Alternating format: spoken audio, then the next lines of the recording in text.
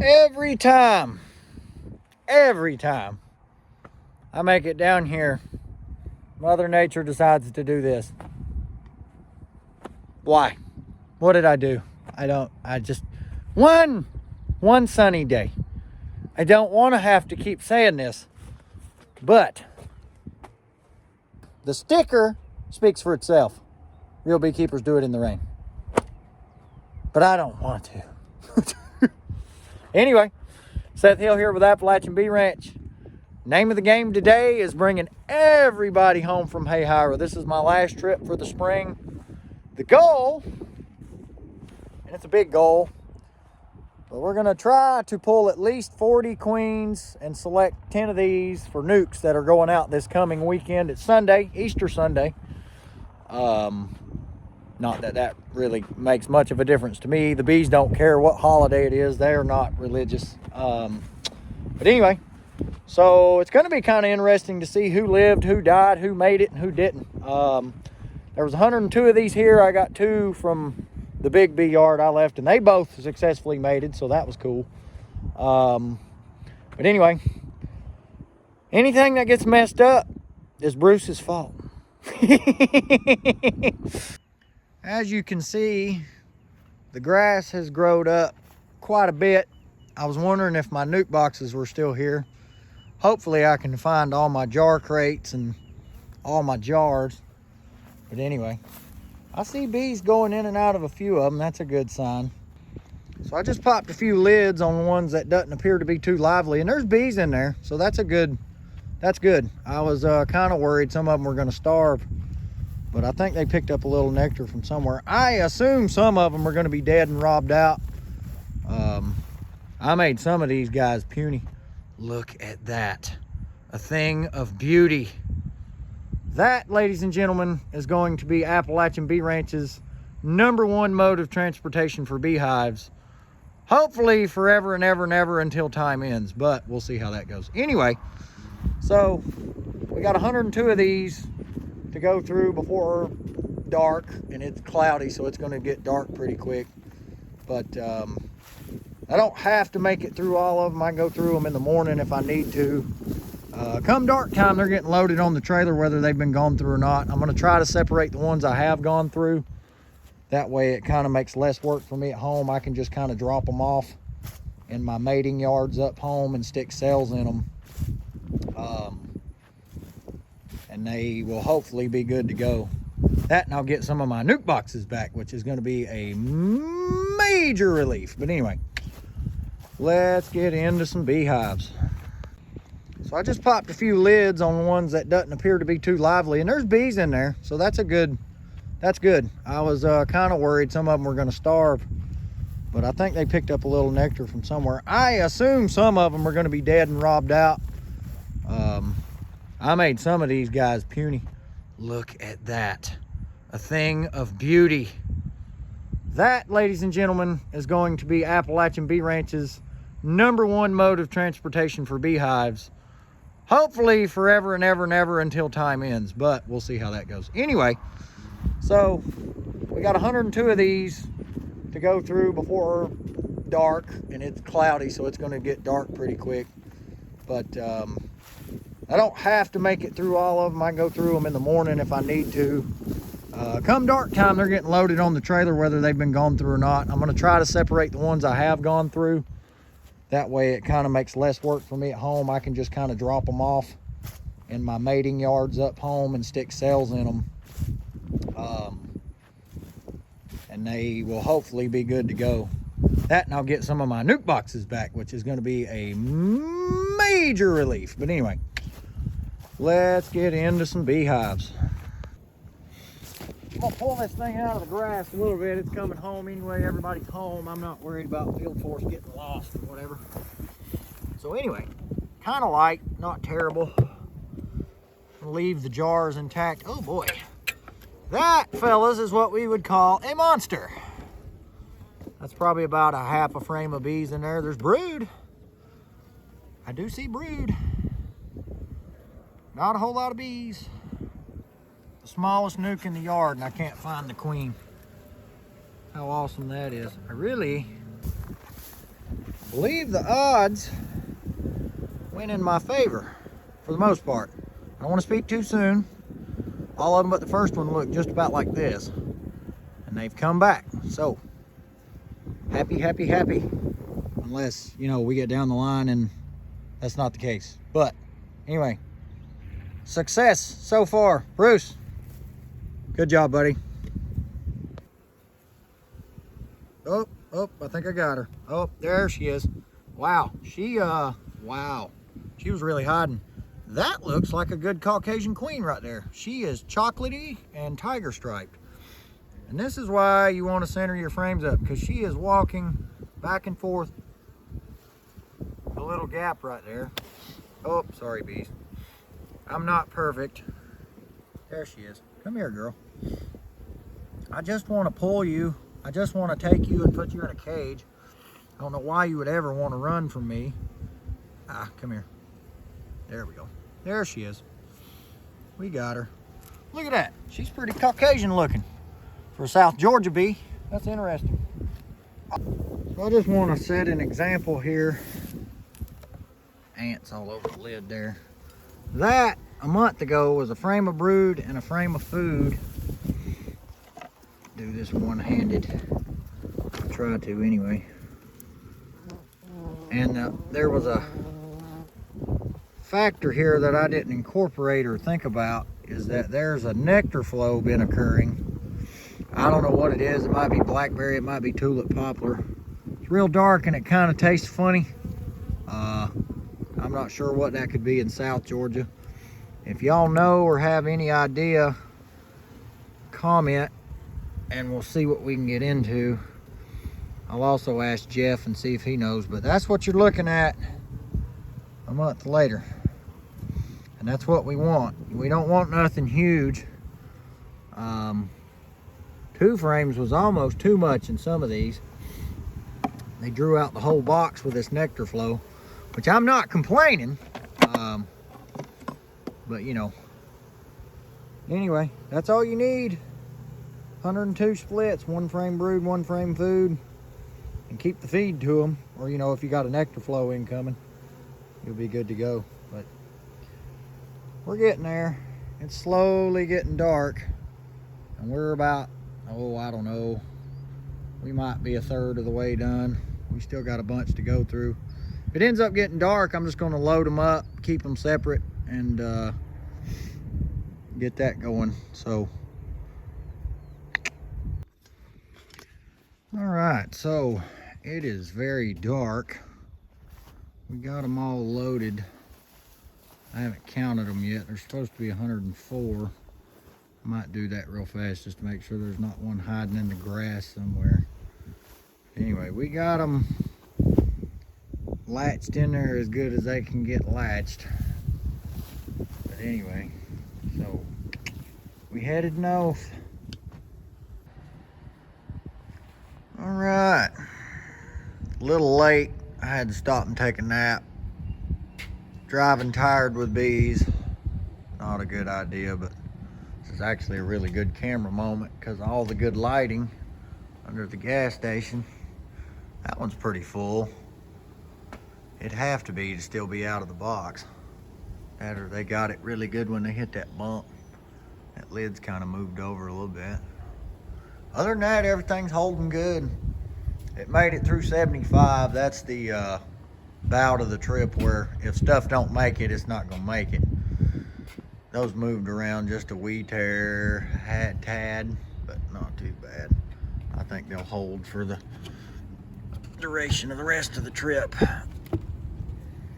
They can't fly out, so that'll work. Anyway, looking good. All right, we got our second mating yard set up. I got another one over at Walmart with bobs. That way those queens come out pretty good and Caucasian if they get mated well and they hatch from our cell. But this is my second one. I have fair enough acceptance here. It's not great because right through those trees right there, right over there is a pond. And there are dragonflies around ponds, and dragonflies love to eat virgin queens. It's like their favorite Scooby snack, I guess you could say. But anyway, that's the bee yard. I usually put about 20 or 30 colonies in there, and then he lets me stick mating nukes all around the trees here. So that's a double whammy there. But anyway, so got the nukes home. I got to go through these and figure out which ones are what. I just went ahead and laid them out on the ground in fashion. That way, if I need to fix one with a frame of brood, I can, and we can come install cells at a later time and juncture. Anyway, now we've got some of these. Some of these are probably going to have old queens in them. I know for a fact there was 3, because when I was sliding cells in, I saw 3. So when we go through them, we'll mark those and pull them out, or take brood out of them and move them around, maybe move the queens into the bee yard. But anyway, so we got 2 different batches now with the cheese board on top there. That's going to be nukes that are for sale. Guy down in Livonia wanted some, and he's trying to get a store going, so I'm going to help him out a little bit. And these raised their own queens, so I'm going to stick them. Some of it's laying worker, some of it's raised its own, and some of it's I don't know what it was, and I didn't really want to spend the time to really look at it. So it's a miscellaneous pile, so to speak. It's going to go to the yard. I dropped the double deeps off from Hahira in to fill up dead spots and maybe start that bee yard as it were. But anyway, like the trailer, can't wait to weld me some straps on there, put a toolbox off the front. But this thing, it's handy for 4,400 bucks. Not a bad deal.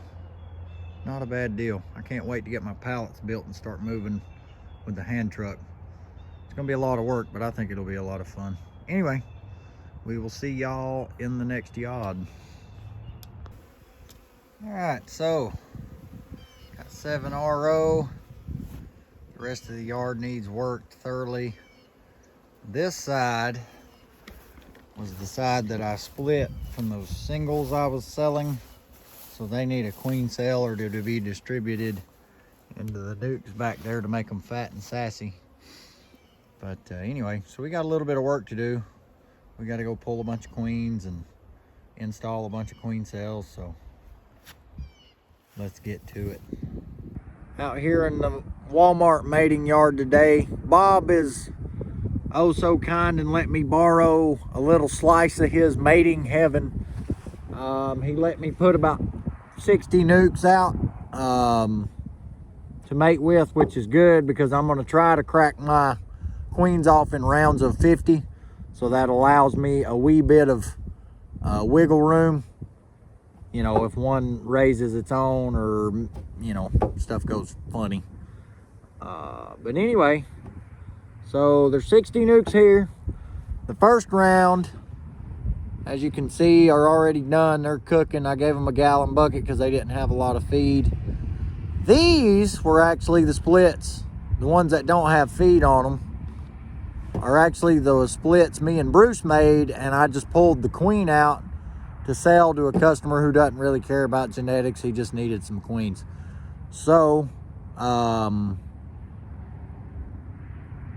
that's an easy way to kind of cycle out your nuke battery, so to speak. You don't have to make as many nukes if you keep replacing the queens from your mating nukes with queen cells and so on and so forth.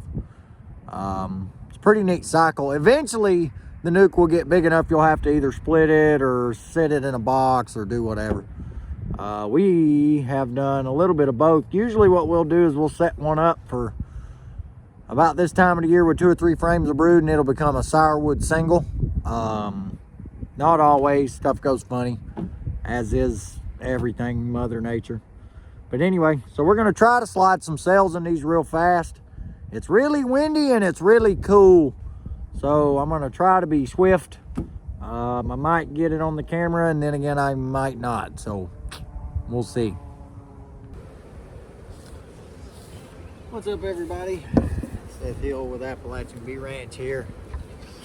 going through these nukes me and Bruce made, looking like about an 80% take, which I'm more than happy with. I was expecting way worse.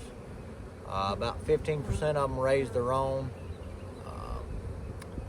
and then about 5 of them just went completely queenless, or 5% of them went completely queenless.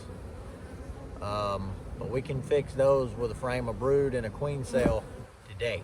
We're gonna try to anyway. I got 40 queens going out for a guy, and then whatever's left over, however X amount of cells I gotta have. My cells are hatching early, so I'm installing some virgins, and some of them are dying before I can get to them. So unfortunately, I'm gonna have a few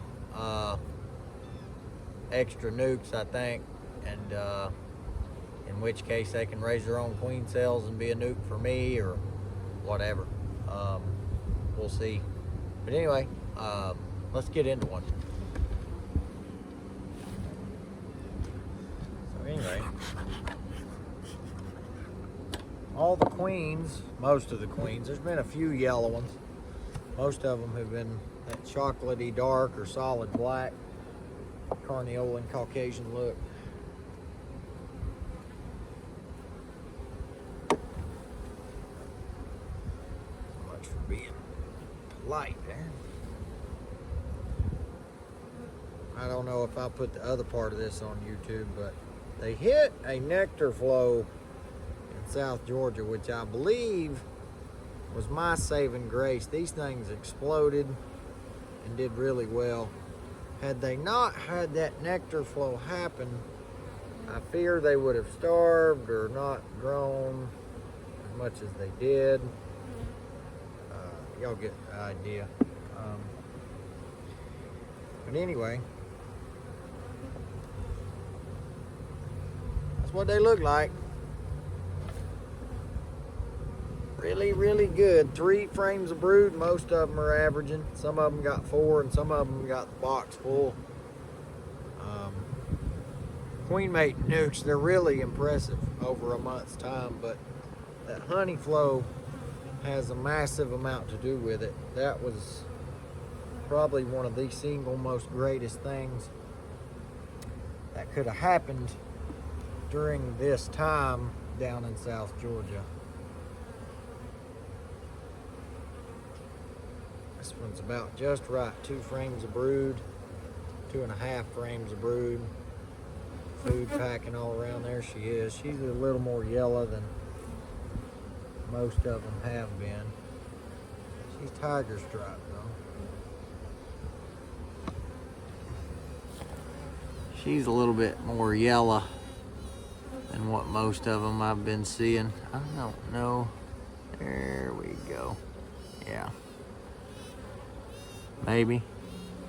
I don't think so. There, well, maybe. I don't know. Yeah. She's a little bit more yellow than most of them have been. She's trying to lay an egg in my hand. That ain't gonna work, madam. Buy me dinner first. So we're laying worker. This one doesn't look so promising. And that sucks because this is the perfect camera angle for a nuke box. But they fool you sometimes. Solid frame of food. A whole lot of bees.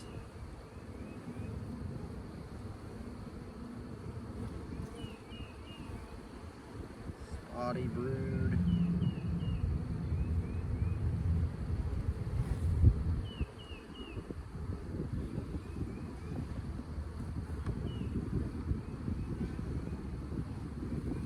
Oh, looky there. Sheet of brood. They fooled me. I just don't have a whole lot of bees, so I'm gonna find this queen. This is a perfect one to put like a shake of bees in, take the queen out, requeen with a queen cell, perfect size. Hatching bees soon to repopulate.